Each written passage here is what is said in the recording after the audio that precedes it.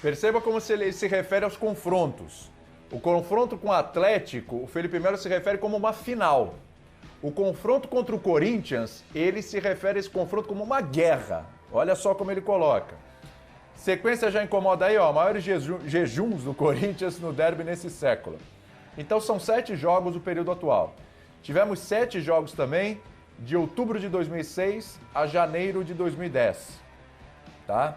E tivemos 6 jogos sem vitória corintiana, de fevereiro de 2015 a fevereiro de 2017. Perceba que louco, né? 7 jogos num período ali de 4 anos, e agora foram 7 jogos ali, num período curtíssimo, 2021, 2020, né? É um período muito mais curto, porque tiveram mais disputas entre eles, decisões, enfim, entre essas duas equipes. Agora é o seguinte, hein? Professor Celso Zelt, ele falou que define técnico, define elenco.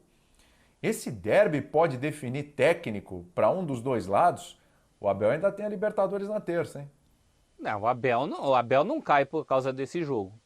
Se o Silvinho, por exemplo, for goleado, talvez, mas também vejo uma perspectiva muito, muito baixa para isso. Tem o outro lado também, né? O derby afirma trabalhos. O próprio Tite esteve a ponto de ser demitido do Corinthians quando ganha um derby. Um gol do Alessandro. O Carille se fez Carille a partir de um derby. A mesma coisa em relação ao Palmeiras, a época do jejum do Palmeiras, por pior que o Palmeiras estivesse, ele sempre complicava o jogo para o Corinthians. Então é por isso que é o derby, né, William e amigos? É artigo definido, não é um clássico, é o clássico. A própria noção de derby era a principal corrida de cavalos de Epsom. Era o filé mignon, era o que se esperava. Isso vale para o derby campineiro também. Alguns chamam Atlético e Cruzeiro de derby mineiro, o nome nem pegou tanto. Derby de Manchester em relação à cidade. É o derby, é o jogo. Então por isso que tem essa qualificação. Eu tenho certeza que se o Abel tivesse que escolher um adversário para incomodá-lo entre os 2 jogos de Libertadores contra o Atlético Mineiro, o último adversário que ele ia escolher era o Corinthians, porque é o que dá mais barulho. Tem o barulho da vitória também. Quando você ganha é uma beleza. Agora, se perde esse jogo, ele incomoda muito mais. Que vale menos em relação a Libertadores. Até vale na teoria, mas na prática não é isso aí. Palmeiras em 99 tinha uma final de Libertadores a disputar com o Deportivo Cali, e no meio tinha uma decisão de Paulista contra o Corinthians. Optou por um time totalmente reserva, tomou 3-0, perdeu lá o título, porque no segundo jogo das embaixadinhas do Edilson foi 2-2. E eu lembro de ter ido numa coletiva de imprensa na segunda-feira para tratar de contrato de televisão, e o presidente do Palmeiras, o Mustafa Contursi, me dizia, lamentava, onde já se viu o Felipão colocar o time reserva no Paulista? E eu falava, mas presidente, tem coisa maior, tem no meio da semana aí a Libertadores. E o Mustafa falava, não interessa, é um jogo contra o Corinthians, como é a perspectiva corintiana também. Então tem toda essa carga do clássico que fez até o Felipe colocar como guerra, né? Você vê como ele inverteu a situação? Ele colocou o jogo contra o Atlético como decisivo e contra o Corinthians como guerra. É isso, é um peso muito grande. Mas a questão aí é a seguinte, né? A gente tem um campeonato aí, Abel, vou passar a bola para você, a gente tem um campeonato aí que é o seguinte, não é só o jogo, já é bastante o clássico contra o Corinthians, mas não é apenas o jogo contra o Corinthians. É um sábado onde o Palmeiras pode terminar a 10 pontos do Atlético Mineiro. Se o Palmeiras perde para o Corinthians, já é um peso muito grande, e o Atlético vence o São Paulo, o Atlético deve usar reservas, enfim, mas do jeito que está o São Paulo, nunca se sabe, pode vencer o São Paulo, a diferença pode estar em 10 pontos, e aí fica muito difícil o brasileiro e joga uma pressão monstro para terça-feira, Abel.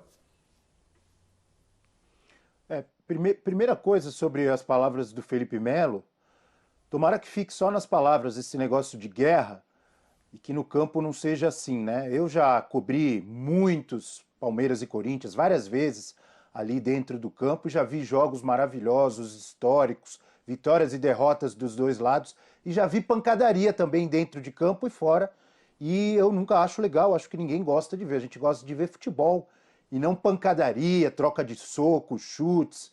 Já vimos jogos históricos, né? Aquele do Edilson, Capetinha, que ele põe a bola aqui em cima, e tem troca de, enfim, pancadaria com Paulo Nunes, como a gente já viu em Grenais, inclusive num Grenal recente, o Grenal às vezes vai para esse lado, é um clássico maravilhoso, a maior rivalidade do Brasil. Já vimos em Boca Juniors e River Plate, outro clássico espetacular, uma das maiores rivalidades do mundo, mas eu particularmente, acho que muita gente gosta de futebol. Tomara que esse guerra que ele fala, que o Felipe Melo se referiu ali, seja só na retórica, nas palavras, e que não vá para o campo, que tenhamos futebol. Em relação aos técnicos, uma coisa é o fato que acontece, que já aconteceu várias vezes e que pode acontecer, e outra coisa é o que a gente pensa, né? Qual é o fato? É que se, por exemplo, o Corinthians levar uma pancada aí, um 3-0, não jogar nada, é uma possibilidade grande do Silvinho, que já vem sendo muito criticado, de repente ser demitido. Isso é um fato que já aconteceu várias vezes, pode acontecer de novo. O que eu penso, totalmente errado. Na minha visão, eu acho que a gente tem que analisar o trabalho de um treinador, seja ele quem for, e mesmo Abel ou o Silvinho, por tudo que ele fez, o que ele já conseguiu melhorar, a possibilidade que ele tem de melhorar, os problemas que ele tem, no caso do Corinthians. Como o Silvinho pegou o Corinthians, o que o trabalho dele até agora já desenvolveu? Já melhorou a parte ofensiva, defensiva, a parte defensiva tinha melhorado, agora parece que piorou de novo nos últimos jogos contra América e Juventude, então ele tem que melhorar isso. Os reforços que chegaram agora há pouco já estão todos ali ambientados, entrosados ou não. Uma derrota, uma vitória aqui e acolá vai acontecer no Corinthians, no Palmeiras. Eu acho errado o Corinthians analisar e decidir se vai continuar ou vai demitir o Silvinho porque ganhou ou perdeu o clássico.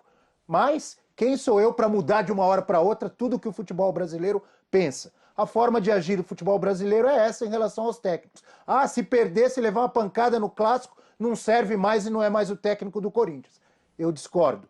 A possibilidade maior é em relação ao Silvinho, em relação ao Abel. Mesmo que ele leve um 3-0, não jogue nada, ele tem uma decisão na terça-feira que se ele passa, apaga tudo, entre aspas.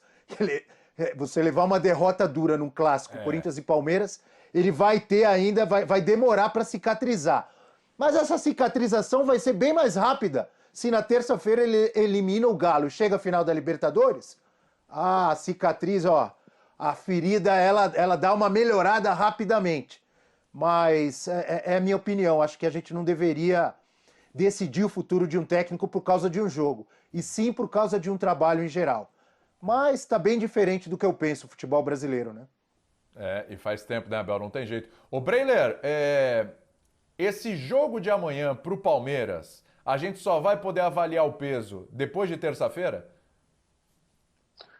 William, eu vejo que por mais que seja um clássico, que tenha um peso, a rivalidade, o Celso e o Abel já falaram muito bem sobre isso, a gente já viu esse Palmeiras reagir em outras situações e se mobilizar para jogos diferentes. Eu acho muito difícil, por exemplo, mesmo colocando o time titular, no caso do Abel Ferreira, mobilizar os caras com a mesma energia, com a mesma intensidade da Libertadores para um jogo 3 dias depois. Virar essa chave é muito difícil. Até mais do ponto de vista emocional do que físico, do que tático. Então, os jogadores sabem que o jogo do ano não é contra o Corinthians, por mais que exista a rivalidade. É contra o Atlético. E o Felipe Melo falou, o clássico é o jogo que vira a temporada e dá um outro peso. Nesse caso, o grande jogo é contra o Atlético. E a gente pode lembrar do jogo contra o São Paulo, em que o Palmeiras vinha contestado pelo desempenho no primeiro jogo, 1-1 no Morumbi, pelo desempenho, as derrotas contra Fortaleza e Atlético, e chega para decidir contra o São Paulo com uma postura, com uma intensidade completamente distinta. Então, por isso, eu vejo que o resultado no Clássico não é definitivo para as pretensões do Palmeiras na Libertadores. Pode dar uma confiança, você ganhar um Clássico na casa do adversário, mas, independentemente se perder ou se ganhar, o Palmeiras tem capacidade de se mobilizar de forma diferente na Libertadores. E por isso, para mim, o Clássico é mais pesado para o Silvinho. O Silvinho precisa olhar com muito cuidado para as mexidas, para as escolhas, porque a gente sabe que 2 técnicos do Corinthians já caíram em clássicos recentes, e no caso dele, por mais que a gente possa colocar na balança o que ele já fez de bom, de ruim, e saber que ainda existe um processo a se cumprir, que não é tudo responsabilidade dele, ele chega pressionado. E ele chega pressionado num momento em que qualquer decisão tem muito peso. Por exemplo, a gente já vai discutir aqui, quem é o substituto do Gabriel? Essa escolha pode fazer com que uma eventual derrota tenha um peso ainda maior. E dependendo do desempenho do escolhido, isso joga a responsabilidade para o Silvinho. Então, esse é o jogo para olhar e falar, além de clássico, é um jogo sensível para a permanência do treinador, e não digo nem a permanência, mas para que ele possa ter uma tranquilidade à frente do Corinthians daqui para frente com esses reforços.